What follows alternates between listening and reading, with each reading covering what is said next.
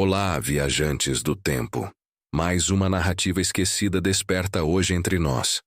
Apoie o canal deixando seu like, inscreva-se e venha comigo mergulhar nas páginas ocultas do grande baú de lendas e memórias. Título: A Maldição do Flor de Lamar. O sangue que o oceano exige. Capítulo 1. Ané. Voz das ondas. O mar da costa portuguesa rugia naquela noite como uma fera indomável. As ondas arrebentavam contra os rochedos de Nazaré, com tamanha violência que cada impacto soava como o toque de um tambor de guerra. A espuma branca se erguia em colunas, iluminadas pela lua cheia que rasgava as nuvens pesadas. Havia no ar um cheiro salgado e metálico, como se o oceano sangrasse em segredo. Os mais velhos da vila diziam que em noites assim era melhor trancar-se em casa, porque quando a lua se fazia redonda e o mar se agitava em fúria, as vozes das águas vinham buscar os distraídos. Alguns juravam ter ouvido cantos suaves, como de mulheres chorosas. Outros falavam de gritos arrastados, gemidos de homens afogados implorando por salvação. Para o jovem Duarte Valente, no entanto, aquelas vozes eram diferentes. Não eram lamentos nem canções, mas um chamado. Desde a infância, ele era perseguido por sonhos estranhos. Sempre o mesmo navio dourado, com velas rasgadas e mastros partidos, surgindo lentamente de uma neblina densa. Homens gritavam em línguas que ele não compreendia.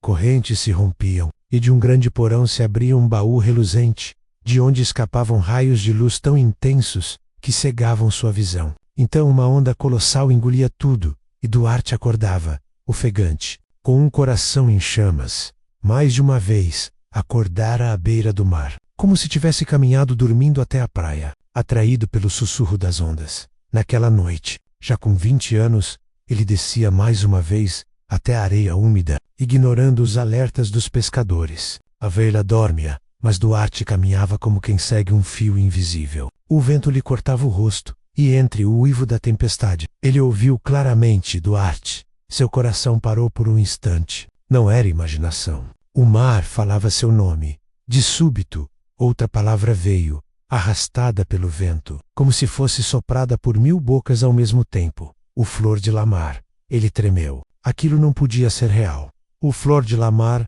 era o navio mais temido das histórias de marinheiros portugueses. Contava-se que havia partido das Índias abarrotado de ouro, pedras preciosas e relíquias conquistadas em Malaca, mas que jamais chegara à pátria. Não fora apenas um naufrágio comum, menos diziam que uma tempestade viva, uma fúria que não pertencia a este mundo, o havia engolido, e que o mar não aceitara devolver nem o tesouro, nem os corpos de sua tripulação. Com o tempo, a lenda tomou forma mais sombria. O navio não se perdera por inteiro. Em noites de lua cheia, navegava sem rumo, um galeão fantasma, condenado a vagar entre mundos, e os que ousavam segui-lo jamais regressavam.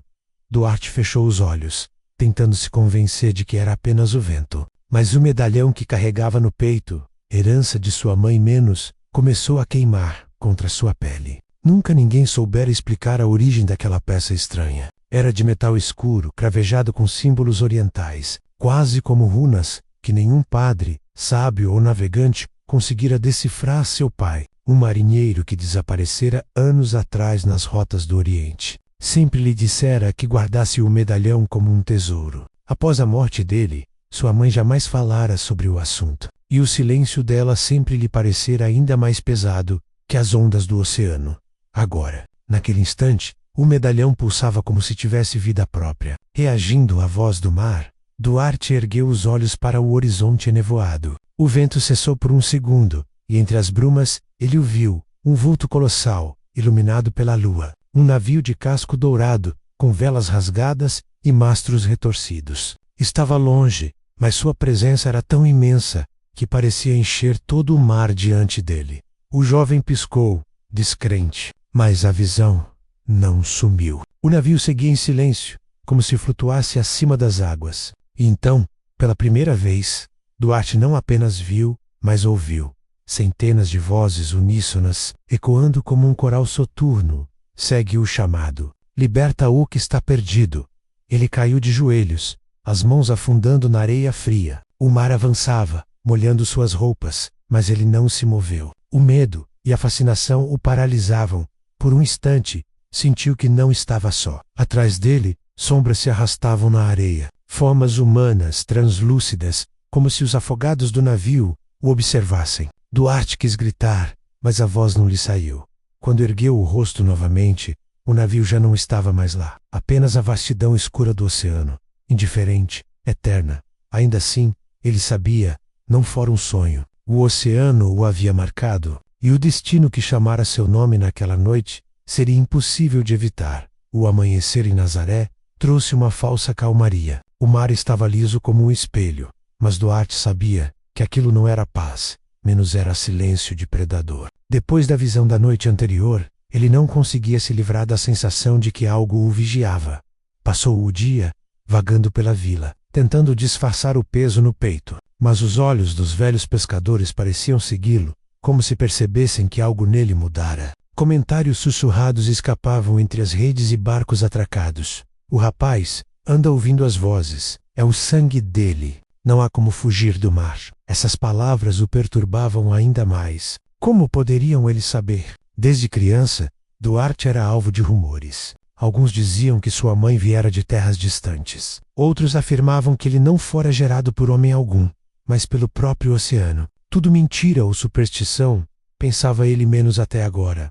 Naquela mesma tarde, enquanto ajudava a puxar uma rede na praia, um velho de barba rala e olhos fundos se aproximou. Caminhava curvado, apoiado em um cajado gasto pelo sal. Os demais pescadores se afastaram discretamente quando o viram. Duarte, intrigado, manteve-se firme.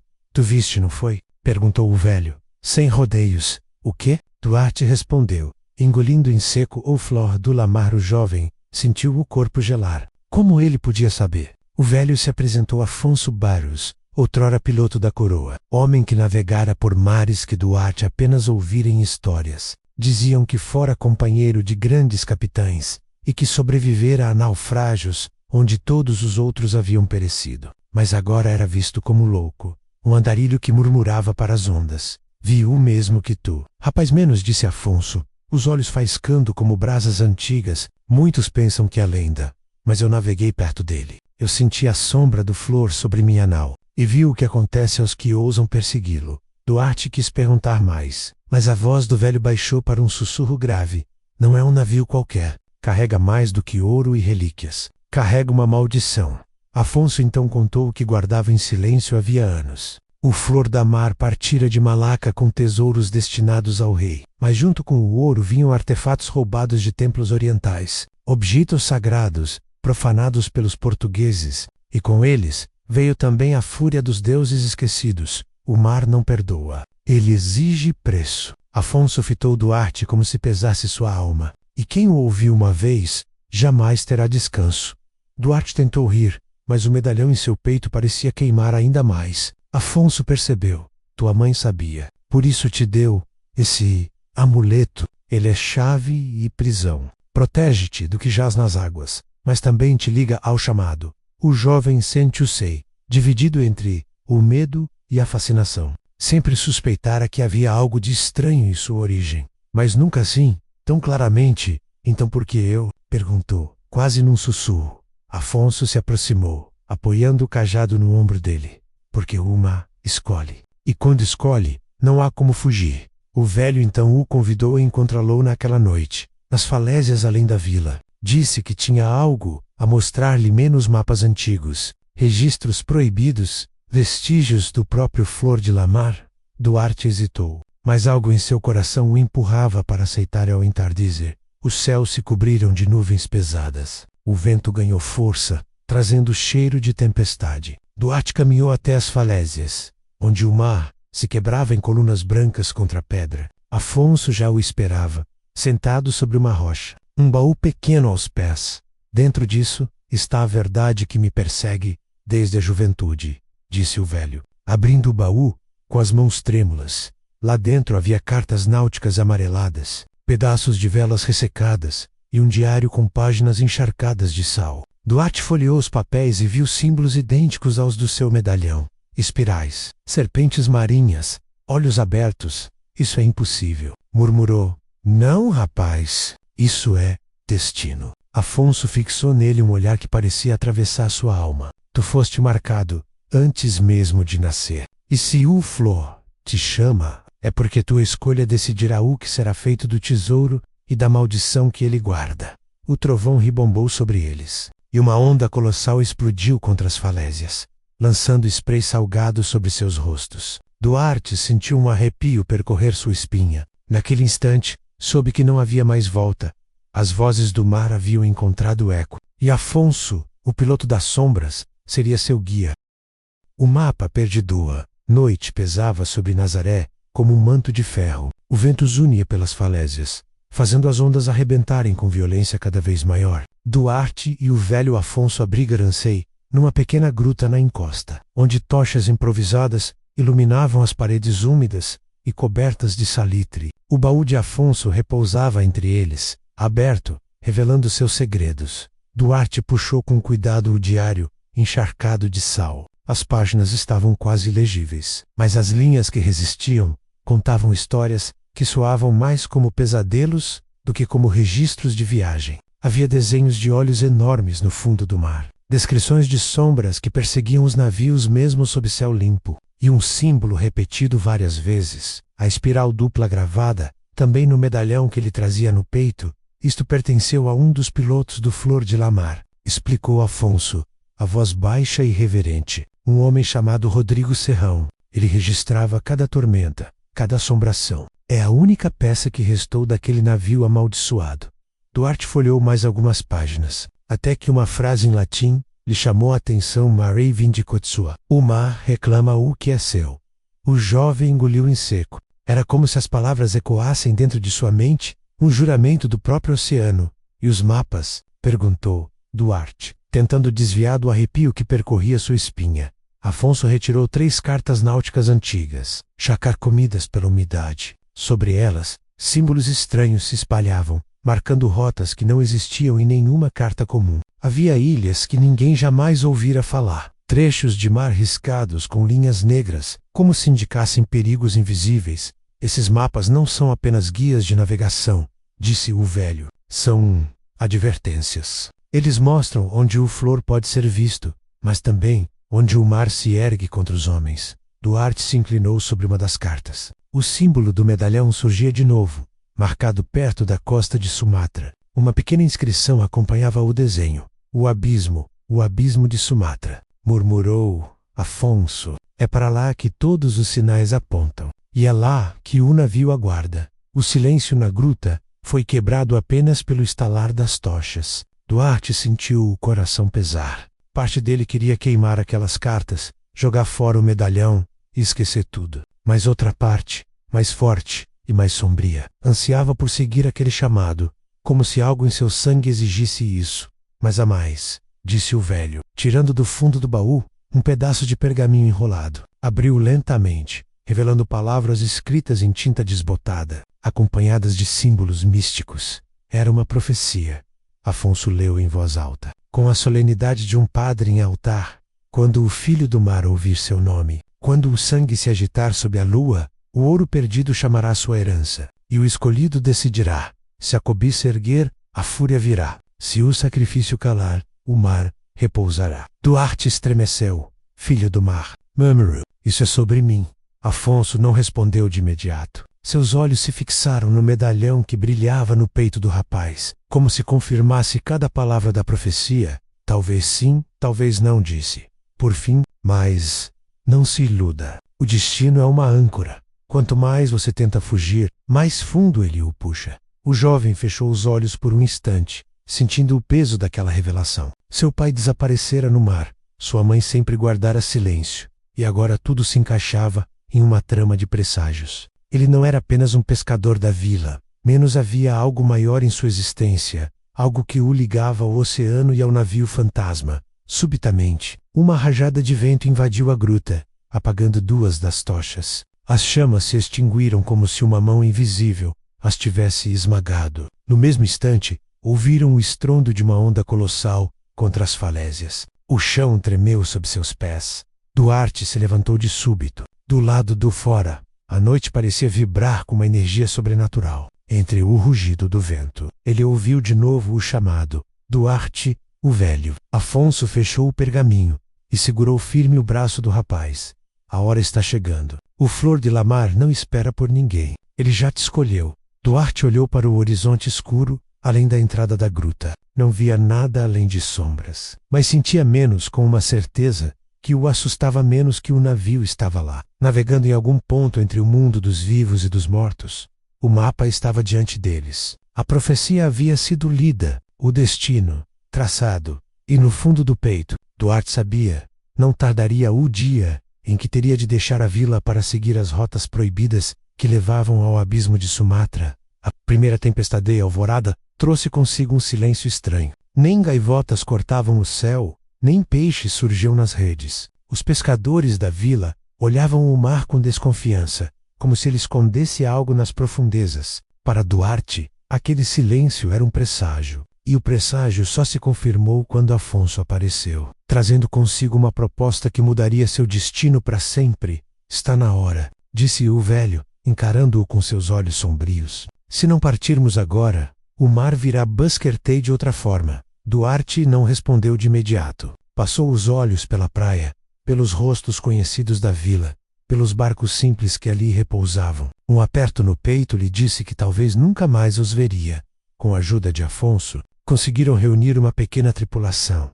Homens que já não temiam a morte, desgarrados sem família, e até 2 criminosos que buscavam redenção, ou apenas ouro. O barco que tomaram não era grande como as naus da coroa, mas resistente o suficiente para suportar semanas em alto mar, à medida que preparavam um navio. Boatos se espalhavam pela vila, eles vão atrás do fantasma. É loucura, o mar vai engolir todos, mas ninguém ousou impedi-los. No fundo, havia quem acreditasse que, se Duarte levasse consigo a maldição que rondava Nazaré, a vila voltaria a ter paz. Partiram ao entardecer, quando o sol se punha como um disco de fogo sobre o Atlântico. O vento soprava firme, e a embarcação se lançou nas águas profundas, deixando para trás a costa conhecida. Duarte ficou na proa, sentindo a maresia bater contra o rosto. No peito, o medalhão pulsava como se fosse um coração vivo. Lembretei da profícia, disse Afonso, aproximando-se. O mar prova os escolhidos antes de consider-lhes.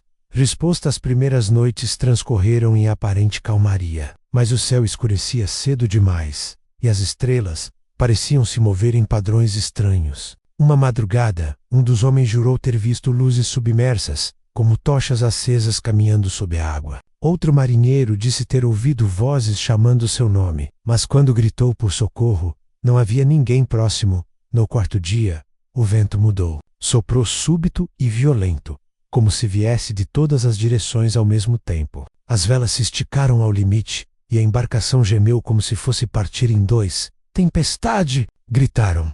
Mas não era uma tempestade comum. O céu se cobriu de nuvens negras em segundos, como se um véu tivesse sido lançado sobre o mundo. Raios cortavam o horizonte, não brancos, mas azulados, iluminando formas colossais nas nuvens. Silhuetas que lembravam criaturas com tentáculos e olhos flamejantes.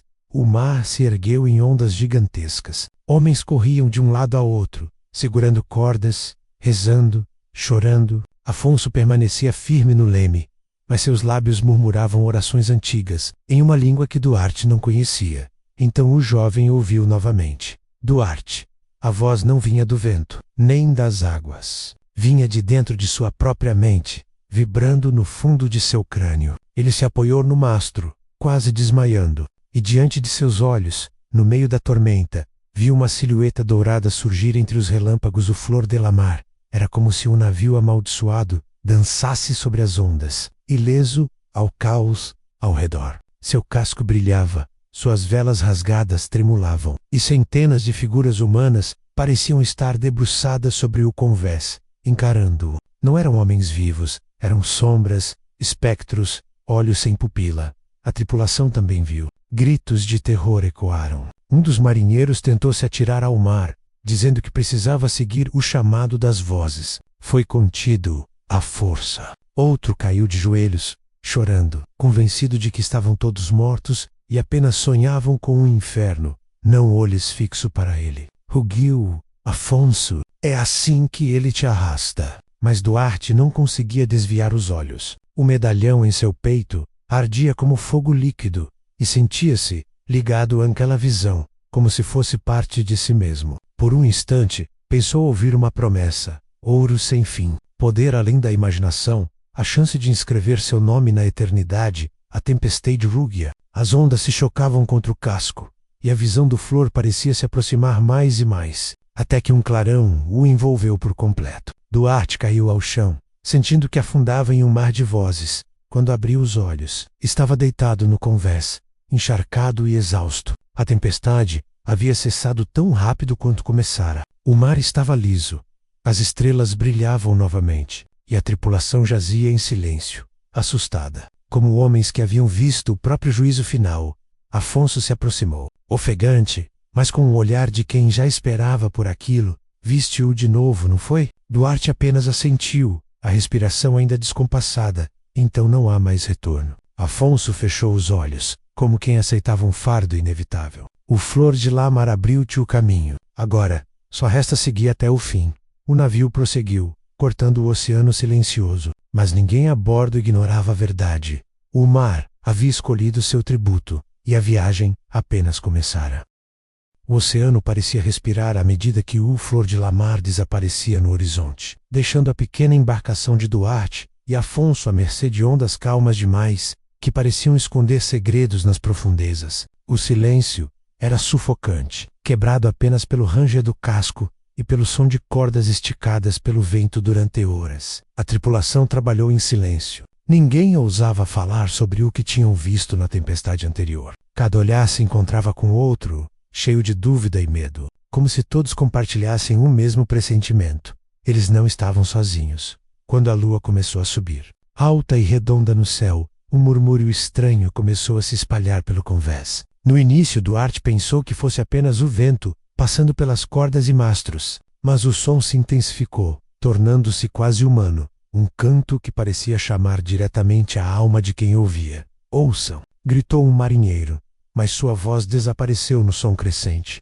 As melodias eram hipnotizantes, suaves e terríveis ao mesmo tempo. Homens pararam, olhos vidrados, ouvidos atentos, mãos soltas sobre o convés. Alguns começaram a balbuciar palavras sem sentido. Outros caminharam lentamente em direção à borda, atraídos pelo chamado invisível. Sereias! Exclamou Afonso, firme, mas com a voz carregada de preocupação. Não olhem diretamente para elas. Não respondam ao canto. Duarte sentiu seu corpo tremer. Algo dentro dele gritava para se lançar ao mar, seguir aquelas vozes doces e impossíveis de resistir. Mas o medalhão em seu peito queimava como brasas vivas. E ele percebeu que havia um limite. O artefato era sua âncora, seu elo com o mundo real.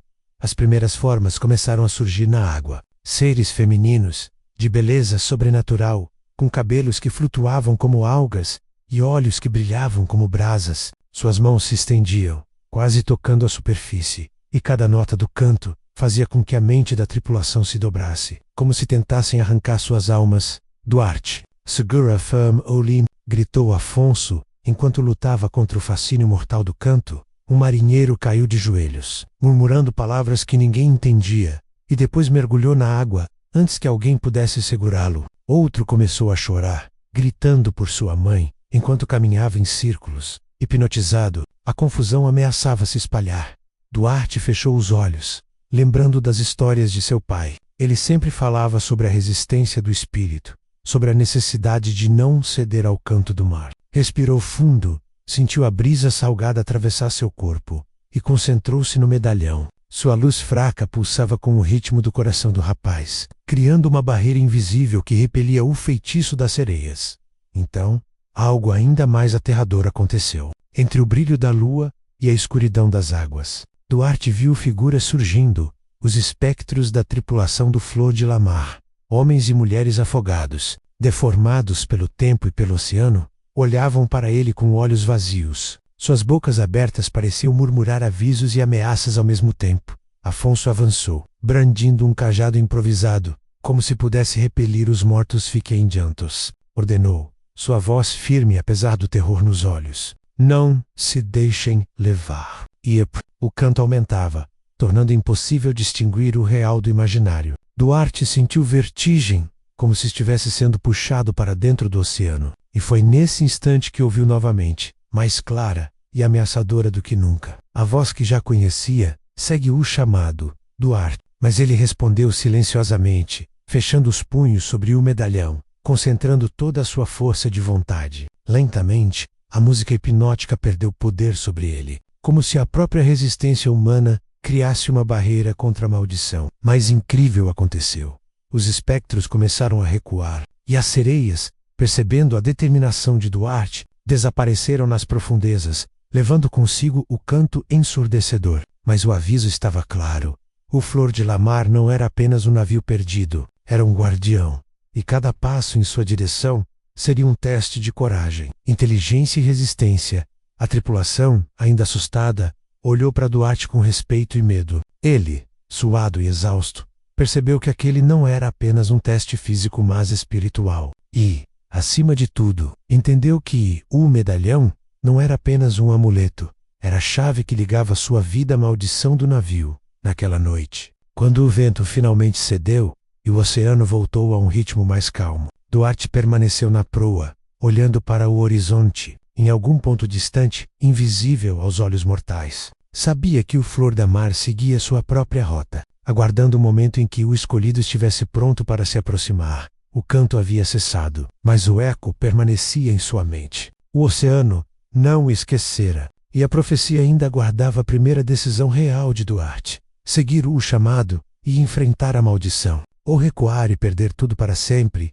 O abismo de Sumatral, sol nascente, tingia o horizonte com tons de sangue, enquanto o pequeno navio de Duarte cortava águas desconhecidas. O ar estava pesado, úmido e salgado, e o oceano parecia vibrar com uma energia que não pertencia a este mundo. Cada onda parecia murmurar nomes antigos, como se chamasse os vivos para um destino inevitável. A tripulação seguia em silêncio, cada um imerso em seus próprios medos. As sereias haviam desaparecido, mas o eco de seu canto ainda reverberava nos corações dos homens, deixando-os inquietos. Duarte, no entanto, mantinha-se firme. O medalhão sobre seu peito queimava suavemente, um lembrete de que ele era o escolhido e que sua missão não poderia ser ignorada. Estamos próximos, disse Afonso, a voz grave, cortando o silêncio. O abismo de Sumatra não é apenas um lugar. Ian Portal, um ponto onde o mundo dos vivos toca o domínio dos mortos. Duarte olhou para o velho.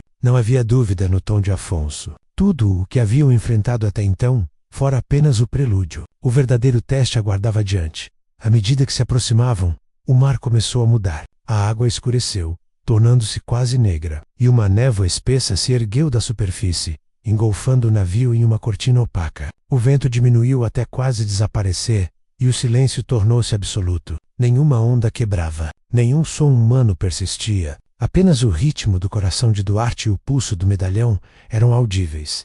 Então, entre a névoa, algo surgiu. Primeiro, um brilho dourado, fraco, quase ilusório. Depois, formas começaram a emergir, tão grandes que pareciam desafiar a lógica.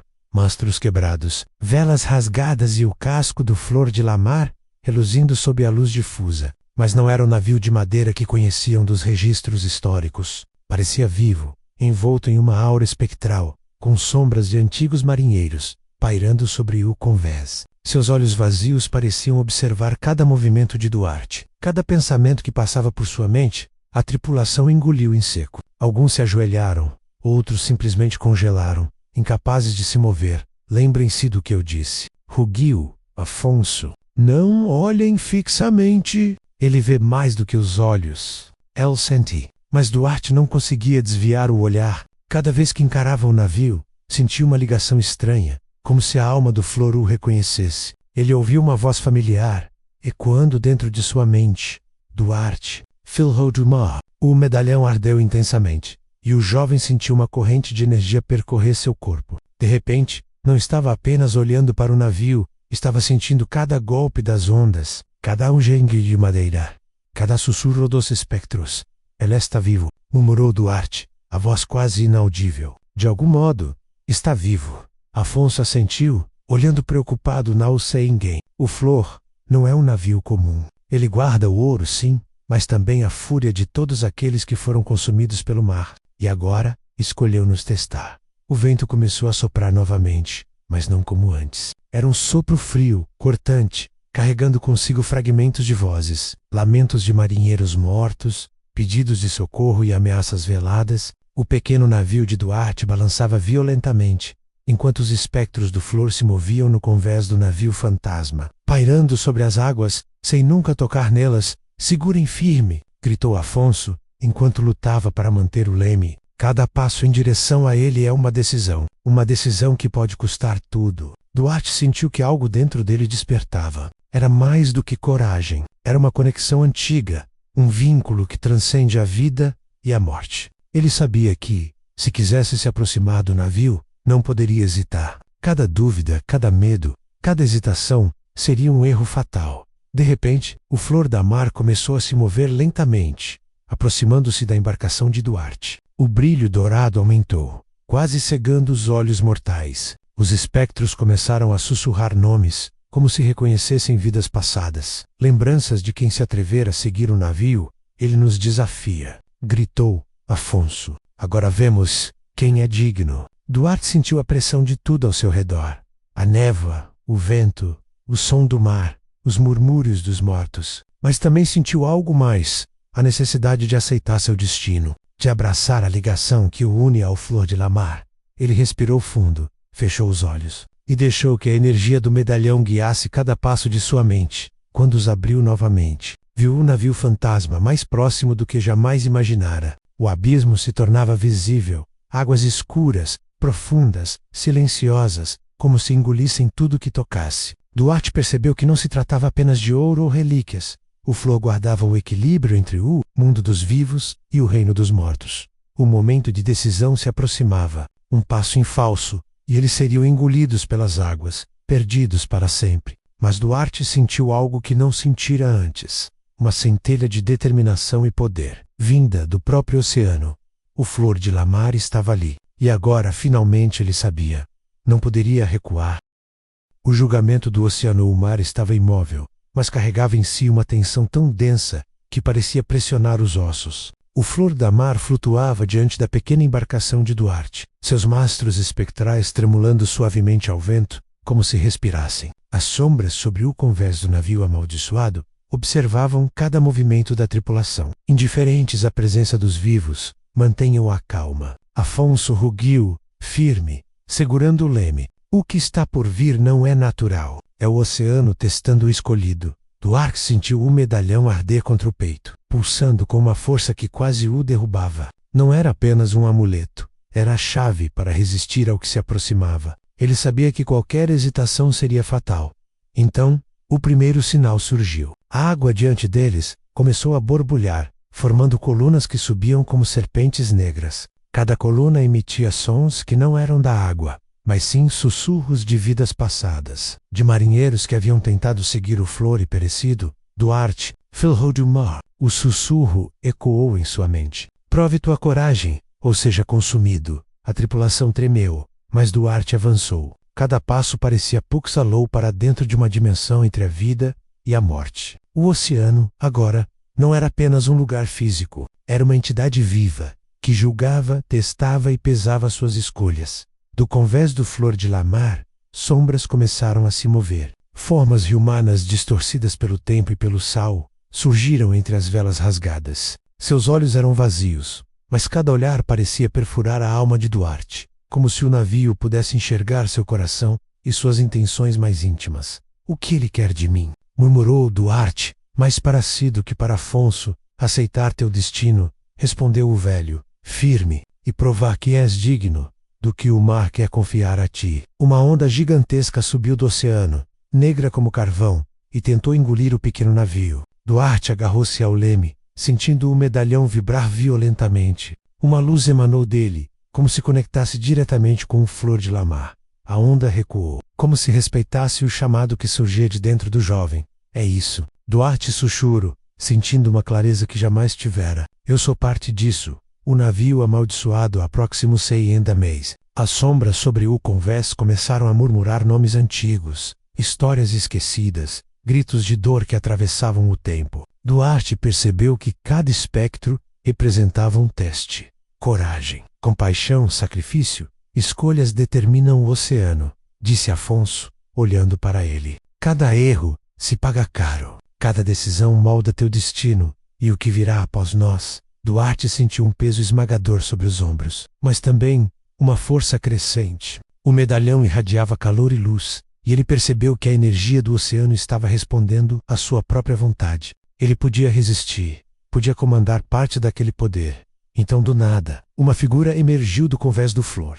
Não era humana, não era sombra, era o espírito do mar, uma presença colossal, formada por água e escuridão, com olhos que refletiam tempestades inteiras. Sua voz não veio pelo ar, mas pela mente de Duarte. Escolheste seguir o chamado. Prova a tua força, prova teu coração, ou seja, levado para sempre ao abismo. Duarte respirou fundo, sentindo cada músculo em tensão. Ele percebeu que o julgamento do oceano não era apenas físico, era espiritual. Cada pensamento, cada medo, cada dúvida seria usado contra ele. O medalhão brilhou intensamente, conectando Duarte com o navio e com a essência do oceano. Ele estendeu as mãos, não para atacar, mas para sentir a corrente do mar, aceitando sua ligação com a força que há muito governava aquelas águas.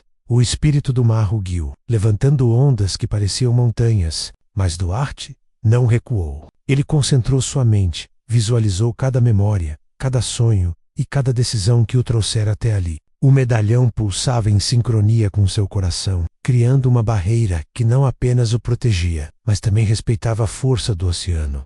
A onda final aproximou-se, ameaçando engolir o navio. Duarte fechou os olhos, confiando na energia que sentia fluir dentro de si. Quando abriu os olhos, o mar se acalmou, as sombras recuaram e o Flor de Lamar permanecia diante deles, silencioso. Mas agora, de algum modo reconhecendo-o, a tripulação, exausta, olhou para Duarte com reverência. Eles haviam testemunhado não apenas coragem, mas a ligação entre o jovem e o oceano. O julgamento do mar estava completo, mas Duarte sabia que aquilo era apenas o começo. A profecia ainda não havia sido totalmente cumprida. E o verdadeiro desafio, menos compreender o Flor de Lamar e o tesouro, que ele guardava menos, ainda estava por vir. O medalhão, agora quente como lava, lembrava Duarte de uma verdade simples e aterradora.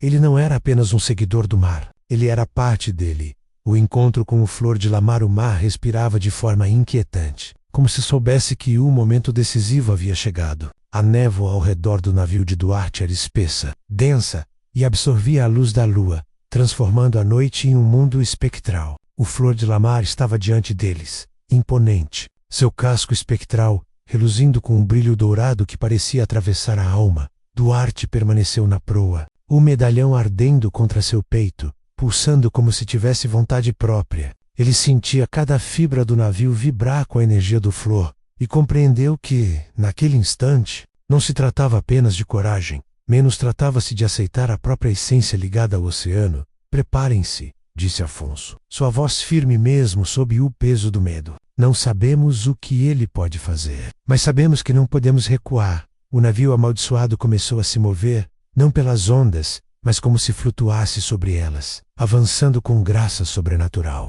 Das sombras do convés, figuras surgiram. Marinheiros antigos, espectros que tinham sido devorados pelo tempo e pelo mar. Suas faces eram distorcidas, seus olhos vazios. Mas quando cruzaram o olhar com Duarte, houve um instante de reconhecimento, menos como se eles soubessem que ele era diferente. Então, uma voz ecoou na mente do jovem, potente e irresistível. Duarte, filho do mar, aceita o que te pertence. O tesouro é teu, mas o preço deve ser pago.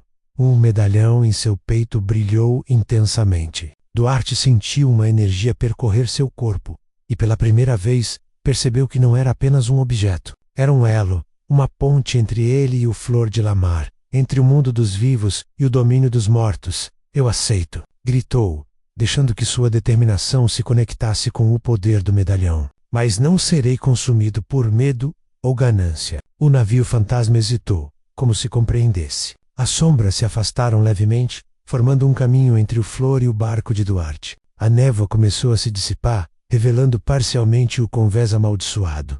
Afonso aproximou-se, respeitosamente silencioso. Este é o momento em que a profecia se encontra com a escolha. Cada passo, cada decisão, terá consequências eternas.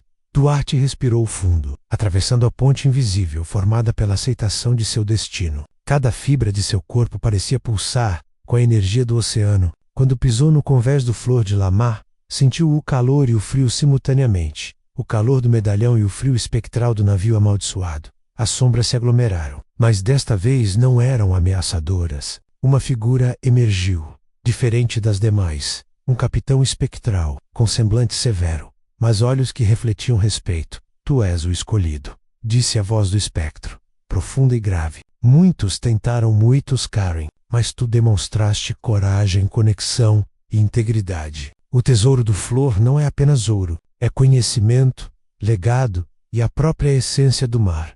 Duarte sentiu uma onda de compreensão atravessar sua mente. O navio guardava não apenas riquezas, mas segredos sobre o oceano, mapas perritos, artefatos e histórias de povos que desapareceram no tempo. E mais, era uma ponte entre o mundo dos vivos e dos que o mar havia reclamado então. Tudo isso, Duarte murmurou, absorvendo o peso da revelação. Não é apenas riqueza, é responsabilidade. O espectro assentiu sim.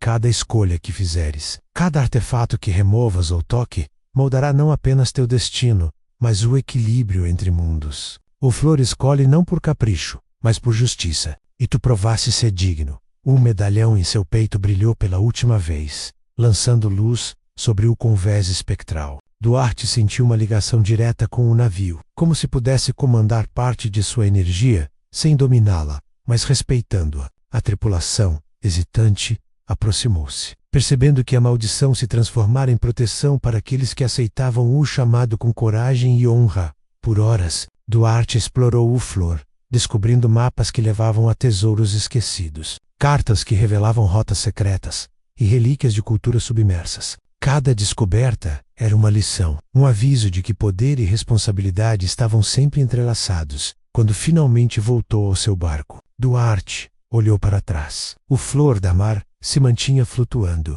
spectral e imponent, mas agora a respeito. O oceano, silencioso e profundo, parecia observá-lo com aprovação. Conseguimos, disse Afonso, exausto, mas aliviado. O mar te estutei, e tu resististe. Duarte segurou o medalhão, sentindo seu calor reconfortante. Sabia que aquela não seria a última prova, mas pela primeira vez compreendeu seu papel. Não era apenas um seguidor do destino, mas um guardião das águas, escolhido para proteger segredos que muitos jamais compreenderiam. O navio avançou, e as estrelas refletiam na superfície calma do oceano. Aventura, maldição, legado e poder agora estavam entrelaçados na vida de Duarte. Ele não era mais apenas um jovem da vila de Nazaré. Era filho do mar, guardião do Flor de Lamar, e portador de uma profecia que transcenderia gerações. O mar, em sua infinita profundidade, finalmente parecia sorrir. Olá, viajantes do tempo. Mais uma narrativa esquecida desperta hoje entre nós. Apoie o canal deixando seu like, inscreva-se e venha comigo mergulhar nas páginas ocultas do grande baú de lendas e memórias.